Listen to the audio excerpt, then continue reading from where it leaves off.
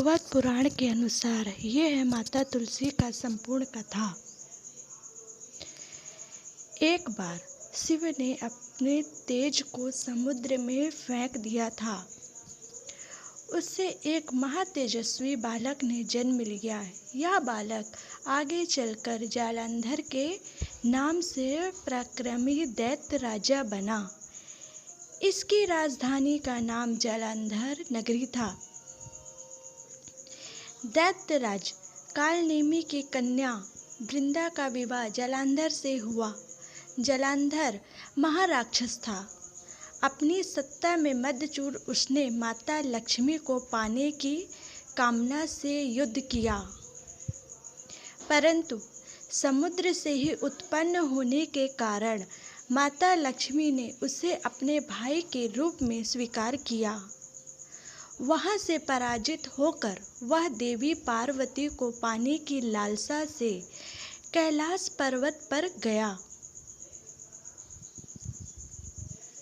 भगवान देवाधिदेव शिव का ही रूप धरकर माता पार्वती के समीप गया, परंतु मां ने अपने योग बल से उसे तुरंत पहचान लिया तथा वहां से अर्थ ध्यान हो गई।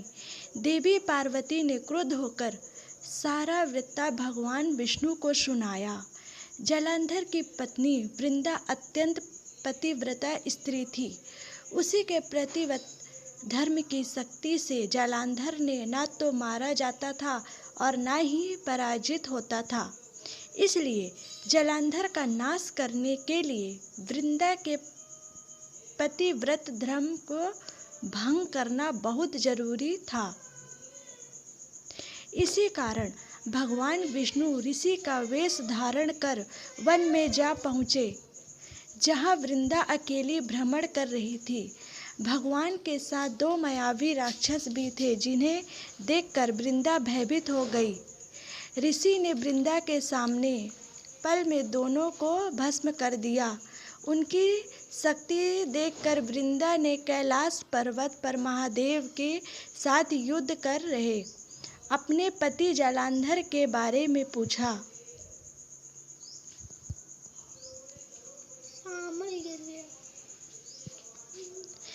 ऋषि ने अपने माया जाल से दो वानर प्रकट किए। एक वानर के हाथ में जालंधर का सिर था तथा दूसरे के हाथ में धड़। अपने पति की यह दशा देखकर वृंदा मूर्छित हो गई और गिर पड़ी। होश में होने पर उन्होंने ऋषि रूपी भगवान से विनती की कि वह उसके पति को जीवित करे। भगवान ने अपनी माया से पुनः जालंधर का सिर धड़ से जोड़ दिया, परंतु स्वयं भी वह उसी शरीर में प्रवेश कर गए। वृंदा को इस छल का जरा भी आभास न हुआ।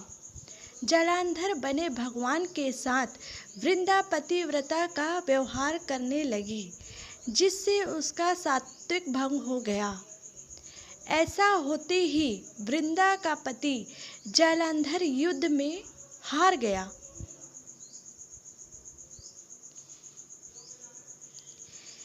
इस सारी लीला का जब वृंदा को पता चला तो उसने क्रुद्ध होकर भगवान विष्णु को शिला होने का श्राप दे दिया तथा स्वयं सती हो गई। जहाँ वृंदा भस्म हुई वहाँ तुलसी का पौधा उगा।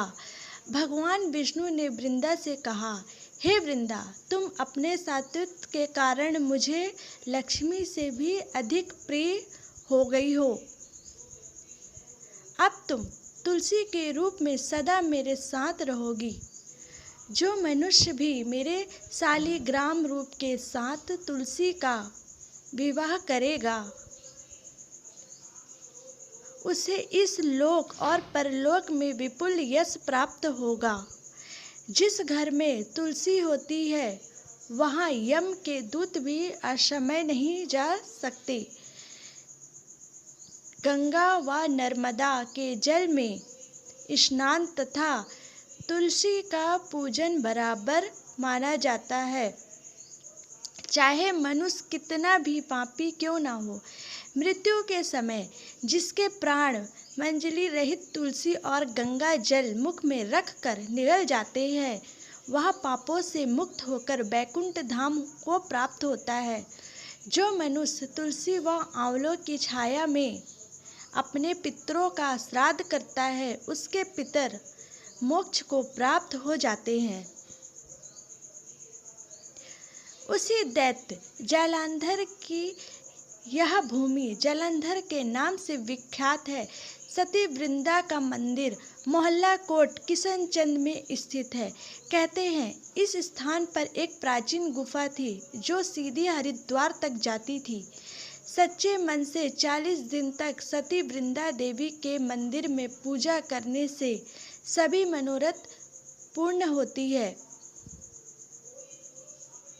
ऐसे कथा सुनने के लिए मेरे चैनल को सब्सक्राइब कीजिए।